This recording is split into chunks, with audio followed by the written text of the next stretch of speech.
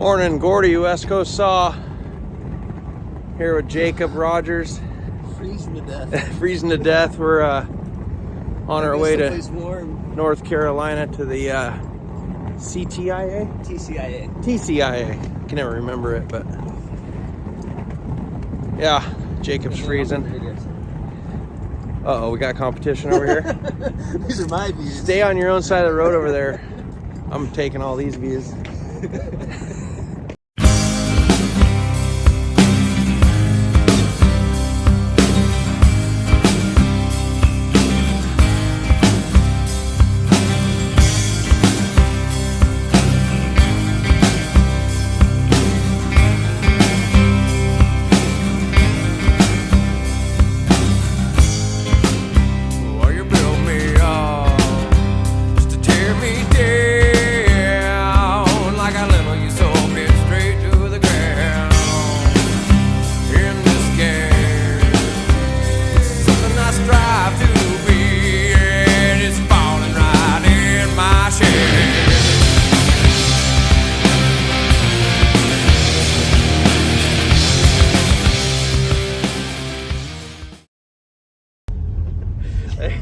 I keep not getting my phone out in time.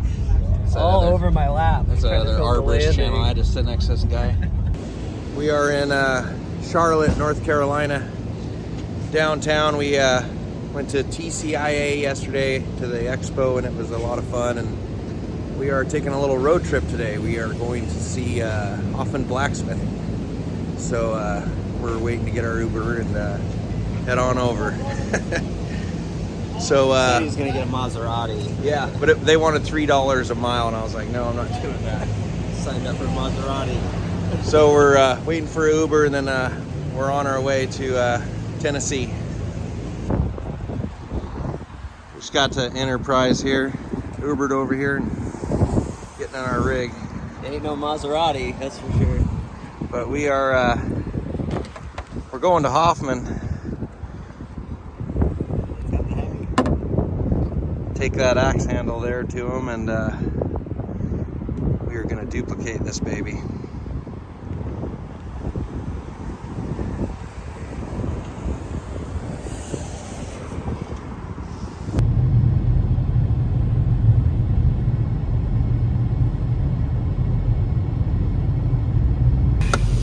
Yep. So we just rolled into Tennessee, came across the border. Pouring rain up here. Is that the Blue Mountains we just came across? I don't know. Looks pretty gray to me. Really foggy, but pretty cool out here. Yeah, this is awesome. A lot more hills than I thought. Yeah. Yeah, I'll show you around the wood shop. This is the lumber that we're using. It's all kiln dried hickory that's sourced from about an hour away from where we are now. And this will get graded using your template, and then bucked on the chop saw, cut on the bandsaw into blanks, and then it goes onto this lathe here. We got this last summer so that we could take on more stuff like your handle, doing proprietary design work. Because in the past, I've had copy lathes for the last 4 years that were older. They were only, the capacity that they had was only enough for our own axe handles and everything.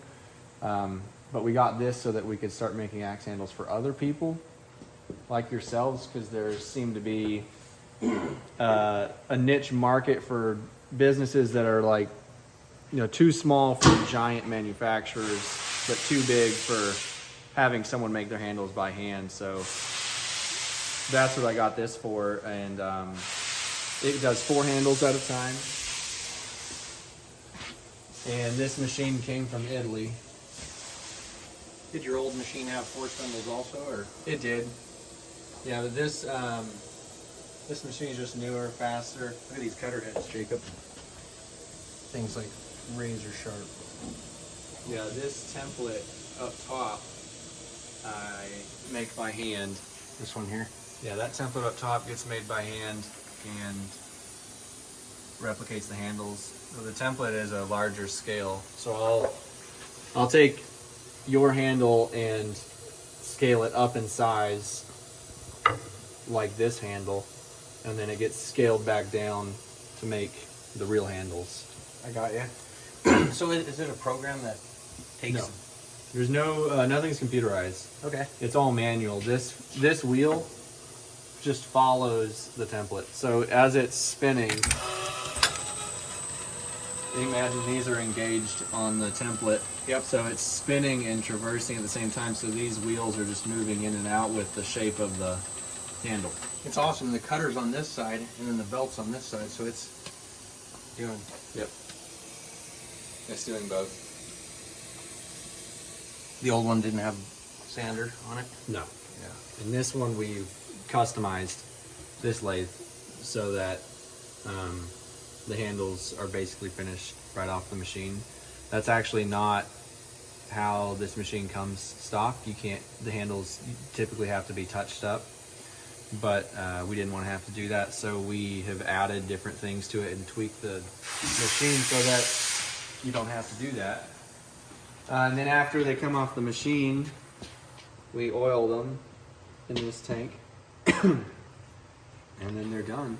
How long do they soak? Typically just like a day. The same day that we'll make them, so they'll go on the lathe, they'll come off the lathe, and then straight into here. And by the end of the day, we just wring everything out. They dry overnight, and then we take them out.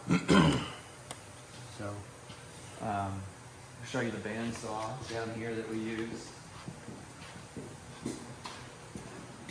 This is a Moke bandsaw. Not sure how old it is, but it came out of an old like vocational school, and is basically brand new because it had such little use in the vocational school, and that's what we use to cut everything on. It's a 36-inch bandsaw. Get a huge piece of wood on there. And you're cutting the curves with this one? Yep. Yeah. We'll set up a stop on the back of the saw here for whatever depth you want your curve to be cut, and then it'll be pushed straight in to cut it real quick and give you a guide. And this is this is the byproduct from grading, bandsaw cutting. So when we grade your handle, anything that's big enough for a small handle will go into this pile. So we can get like hatchet handles and hammer handles and stuff like that out of this material. And then everything is in here is the byproduct of that. So this is just, which we burn in the wood stove. So everything, there's a lot of waste from it, but it does get used. Eventually we don't just throw it away. And it makes great firewood. The hickory comes from Tennessee or North Carolina? I think it comes from North Carolina. Oh, gotcha. Yeah. But it's just like an hour away. How wide is the growth of hickory? Like, is it all through Tennessee or all through North Carolina, or is it just proprietary to certain areas? Basically anywhere from we're kind of in like the best place on earth for hickory right here. Yep. But you can find anywhere from like Alabama to Indiana, anywhere in between. But this is the best place on earth to get hickory lumber.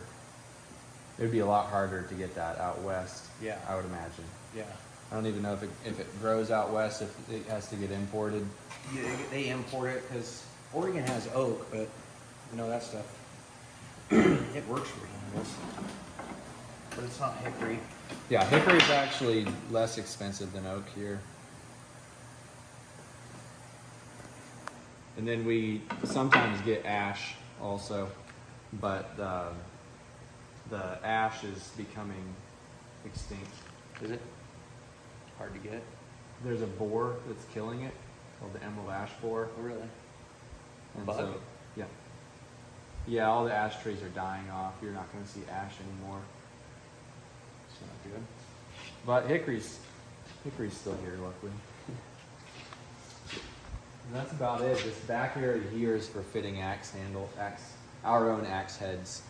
But basically from here to here in this small area is the whole axe handle production. Yeah. Well, there she is. There's the handle. Garrett Austin designed this handle for me, and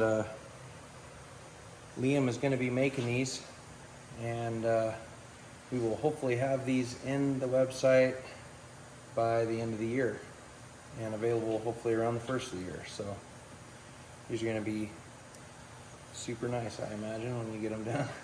They will be nice. Looking forward to it. Oh, me too. Well, thank you for the tour. You're welcome.